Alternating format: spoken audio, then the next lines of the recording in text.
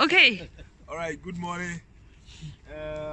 This is a drone for agriculture, for spraying. And today we are in China. We are Feng for training. We came here almost 5 days today. We started training 3 days today, and then we are coming for final test.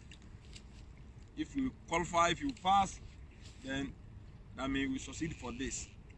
So now I wanted to demonstrate how you can face the drone and fly it. So follow me. My brother, come.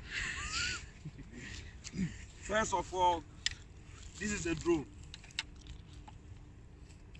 So when you bring it out, this drone have a big box. So when you take it from them, this is how it will look like. But this one is not in, but we just fix it because of the sake of time. When you are fixing the GPS, you have to make sure there's some arrow here.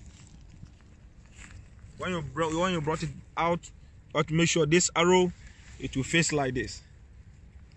Now when we finish that one, so now you have to open the nozzles.